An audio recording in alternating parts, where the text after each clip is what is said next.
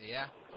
Go ahead. Yeah, so, but remember, cold sinks, and all the life is forming at the bottom of these smokers, which are like smokestacks. And they rise, 10, 12 feet off the ocean floor. And the life is surrounding the bottom of the smokers. But also, that water is compressing. It's compressed at about something on the order of about 30,000 pounds per square inch or something crazy like that. And the water is about 30 degrees. And the currents are moving through those areas at anywhere from 0 miles an hour, very rarely, to up to 40 and 60 miles per hour. Well, if you've got 800-degree water coming out of a 4-foot hole, and you've got tons of water passing over that 800-degree vent per second, I don't think that's going to be burning anybody's ass too quick. But the bottom line here is that amino acids and nucleotides, the element that destroys them is oxygen. Now, I used to drive cab years ago, and I've had some scientists from MIT and Harvard in the back of the car. And I asked them a question. I always got it around to God, because I always wanted to talk to them about their thoughts of that. And I always brought up the fact that they say, well, you know that there is no light at the bottom of the ocean, and you also know that there is no oxygen at the bottom of the ocean. So life forms through ketosynthesis, which is chemical synthesis. I says, oh, really? I says, well, unfortunately, you're missing a couple of elements in that hypothesis. He says, no, hypothesis, this is fact. We know there is absolutely no light at the bottom of the ocean. I says, there may be no visible light. I said, but if you look at the aurora borealis, the sun's rays, ultraviolet rays, gamma rays, penetrate the Earth all the time, not to mention the rays coming from inside the mantle. Also, you're familiar that you say that there is no oxygen at the bottom of the ocean? By its very nature, water is oxygen. And that stopped him dead in his tracks. Because what is water? You were driving. Well, I'm driving him in a cab, yeah. So he's not stopping unless you stop. No. Okay, Mr. Smartass. That was good. Yeah, so I'm like that, too. I look for those little wisecracks. But I'm a little tired to pick up on them right now, so... Anyway, that was good, though. Worthy, my brother Dennis, you'd be a worthy opponent for my brother Dennis. Anyway, so, and then he says, okay, one of the guys at one point says, okay, hypothetically speaking, life developed without oxygen. What do you have to say to that, Mr. Cab Driver? I said, really? I says, life still couldn't exist on this planet, couldn't develop on its own on this planet. He goes, what would your supposition be for that? I says, well, if you look at other planets that have no oxygen, they're toast because the sun burns the shit out of them. I says, you're probably well aware, or you may not be well aware, that, in fact, what protects us from the sun's ultraviolet radiation from cooking this planet like a piece of burnt toast is our ozone. And what is our ozone made out of? It's made out of 3 molecules of oxygen. So, without oxygen, this planet would be toast. And with oxygen, and life couldn't form, and with oxygen, with the building blocks of life subjected to oxygen, life couldn't develop. So, but it always comes back, remember, Tom, it always comes back to information. That information has got to be there for anything to develop. Not to mention, remember this, time, they say that the universe is infinite. without end. It goes on eternally. That's not correct. Even watch Stephen Hawking's universe. That man used to be an atheist, but he's no longer an atheist since he started studying the Big Bang. Now, it's no longer a theory. As far as I'm concerned, it is no longer a theory. The Big Bang is, in fact, a fact, even though they still call it a theory, the Big Bang Theory. I really believe, based on Stephen Hawking's universe, that was a 3-hour documentary, that it, in fact, is a fact. But you know what Stephen Hawking says, this former atheist says at the end of that documentary? He says, wait. I'm going to stop you in your tracks there. Yep. It's just a theory. There's multiple theories about the universe. It doesn't have to be infinite. Well, we do know this, Tom. We do know that it isn't infinite. It has a beginning, it has an end. Based on what? Based on what is Based on physics. Based on physics. Why? Because we know that time is quantitative. So in other words, the United States Air Force back in the 50s, they took an atomic clock and loaded it onto one jet plane, and they loaded in another atomic clock onto another jet plane, and they flew around the Earth in 2 different directions at 2 different altitudes. When they landed, guess what? They had 2 different times. That said, right there, that was the test that indicated that time is quantitative. It is predicated on gravity and speed. So if it's quantitative, it means it has a beginning and it has an end. That means time is not eternal. But if time isn't eternal, how did it start? It had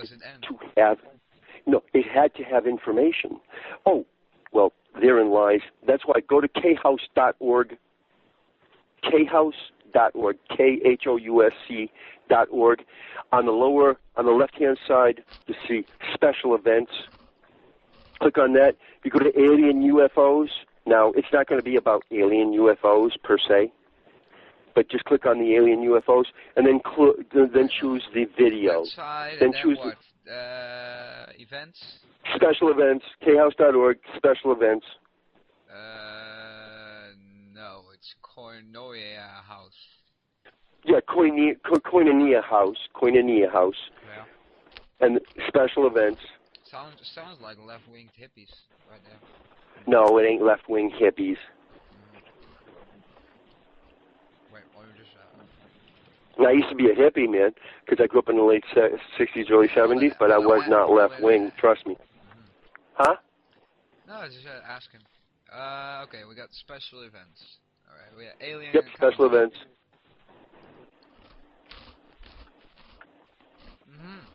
Okay. Right. Hey, by the way, okay, hold on. How long does that take to watch? Huh? How long does that take to watch? But you're only watching the Christian perspective on this. No. It doesn't take long to watch. No, but it's filled with... You're saying it in a spiritual way. You're only... No. Remember this. The man, Chuck Missler, is a consummate physicist. That's his discipline. He worked for the government for 20 years. Now, when the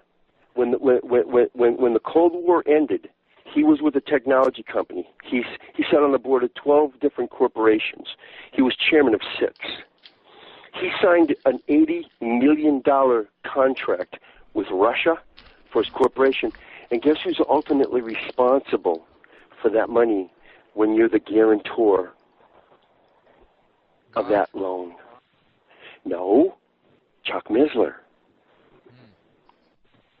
But even though he filed a bankruptcy, he was still on the hook, because then you're on the hook for pennies on the dollar. So we'll say that he was on the hook for even 10 cents on the dollar. What's 10% of 80 million? $8 million bucks. He was in debt. $8 million. He lost everything. He had a wife with 4 children.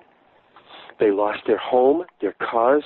They had they wound up buying a beater because if you have a car that's worth less than $2,000, that can't be taken from you.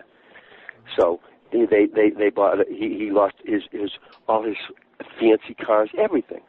Long story short, you got to listen to that special events. Okay, well, and it's scientific. It's scientific. So that proves that the universe is not... No, just listen to it. It's physics. It's science. But these guys, the expelled, getting back to the expelled, no intelligence needed. The people that have been telling you that there is no God, they don't want you to believe in God. You know why? Nobody ever told me to not believe in God. It was just my own perception on how things work in the world.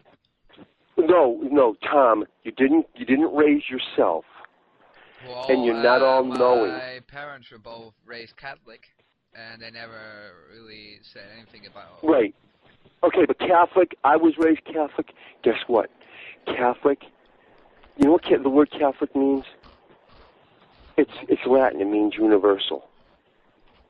So, in other words, I've always asked myself, why do people call certain things certain things? Like, why was Jesus called Jesus when Jesus' name isn't Jesus? Because the story why is Mary and Joseph called Mary? The story was copied from older civilizations and older religions. No, let me ask you this. They had the same stories. I know, but Sir Tom, what I'm saying is why do you think some people... Do you know why some people call certain things certain things? It's because of freaking prejudice. So in other words, okay, Alexander the Great, do you think his name was Alexander? No, it wasn't. He was Greek. So? So, I got a friend, his name is, the American derivation of his Greek name is Nicholas. Yeah. But you know what his real name is? I've been calling him Nicholas most of the years I've known him. His real name is Nikos. Yeah. That's his real name. Everybody calls him Nick or Nicholas. No, man. It's because some people are concerned about the perceptions of how they're going to be perceived being Greek. Like Jesus, his real name isn't Jesus Christ. Cool. Christ is Greek for Christos, which is Greek for Messiah or chosen one, but his real name is Yeshua or Yeshua. Yeah. He was Hebrew. He was Jewish. So, but the point is you got to watch the events, the special events. It's all physics. Physics. It's mind-blowing. Wait, what? So, how do you think it all started? The whole universe. Oh. What started? Hold on a second. Hold on. Okay. First off, what are the odds? Ask a gambler. Ask a statistician. What are the odds out of the millions of mammals on the planet? And the millions of mammals that have... Only platypuses lay eggs. If this is important, if you think it's so important to explain how come humans are special, that they are the only ones that have intelligence, you explain to me how come it's so important that only platypuses are mammals that lay eggs. I don't know. That's why I'm calling. Yeah. There is no pre-planned reason. This is just the way it turned out. If you roll the die, you get a result. There was no plan for that. There was no reason that it came up that way. That's just how it happened. This is the result of evolution up until this point in time. Give it another 100,000 years or 100 million years, and it'll be something completely different than what we have now. There's no plan on us or what's going to be here in 5 million years. Well, it's just happening. Well,